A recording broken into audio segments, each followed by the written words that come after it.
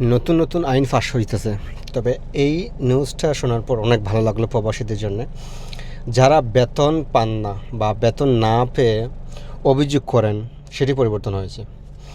আগের যে সিস্টেমটা ছিল সেটি প্রথমে বলি। আগের সিস্টেম ছিল আপনি যদি এক ধারা ৩ মাসের বেতন না পান, তাহলে আপনি যাওয়াতে অভিযোগ করতে পারতেন। এমনকি সেখানে সাকোয়া করে আপনার যথেষ্ট তথ্য অনুযায়ী, তাদের নিয়মাবলী অনুযায়ী আপনি আপনার বেতনটা পেয়ে যেতেন, বা সেটা সত্যতা যাচাই করে আপনাকে বেতন দেওয়া হতো। এখন সিস্টেমটা একদম চেঞ্জ হয়েছে। এখন যারা বেতন পান না, তারা এখন আর ৩ মাসের জন্য অপেক্ষা করতে হবে না। এখন আপনারা চাইলে ১ মাস পর যখন সেকেন্ড মাস আসবে, আপনার বেতন পাননি আগের মাসের, এমনকি দ্বিতীয় মাসে যখন আপনি সেটা আগের মাসের টাকা পাননি, এমনকি এই দ্বিতীয় মাসটা অপেক্ষা করার পর ঠিক তৃতীয় মাসেই আপনি এখন সরাসরি মন্ত্রণালয় যে আছে সেখানে আপনি অভিযোগ করতে পারবেন। এখন আর যাওয়াতে অভিযোগ করার কোনো দরকার নেই। এখন সরাসরি আপনি অভিযোগ করতে পারবেন তাদের কোর্টে, বা আপনি চাইলে নিজে ঘরে বসেই সেটি অভিযোগ করতে পারবেন। তবে অনেকে আছেন, আমরা যারা প্রবাসী আছি, তারা অনেক প্রতারণার শিকার হই, বা আমরা নিজেও অনেক প্রতারণা করে থাকি। সেগুলো হলো যে আমরা ৩-৪ মাসের বেতন না পাওয়ার পর আমরা কি করি, যে আমাদের যে এন্ট্রি লেখানো হয় যে কত মাসের বেতন পাওয়া যায়নি, তো আমরা কি করি যে ৭-৮ মাস, ৮ মাস, ১০ মাস, কেউ বছর, ১.৫ বছর, এরকমই অনেকে করে থাকে এগুলা, যে মিথ্যা যেগুলো তথ্য দিয়ে থাকি আমরা।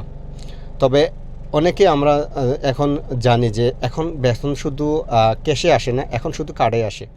যারা সৌদি আছে, যারা বেতন দেয়, তারা এখন কার্ডে আপনাকে বেতন দেয়। এখন আর ক্যাশে দেওয়ার কোনো সিস্টেম রাখে না তারা, কারণ এগুলো এখন তথ্য খুব গুরুত্বপূর্ণ, তাদের কাজ করবে।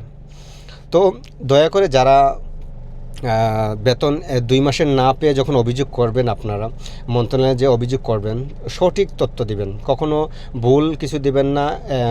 নিজের ইয়েতে আপনি সঠিকটা তথ্য দিন, তাহলে আপনার বেতনটা সুন্দরভাবে আপনি পেয়ে যেতে পারবেন। তারা এগুলো যাচাই করে এটা আপনার ন্যায্য প্রাপ্য আপনাকে পাওয়া দিবে। এমনকি আপনারা যদি ভুল তথ্য দিয়ে থাকেন যে ৪-৫ মাস, ৭ মাস পাননি, অথচ আপনার বেতন দেওয়া হয়নি ২ মাস, এই ভুল তথ্যের কারণে কিন্তু আপনি আপনার বেতনটা আর পাবেন না, বা আরও সমস্যার মধ্যেই পড়তে পারেন।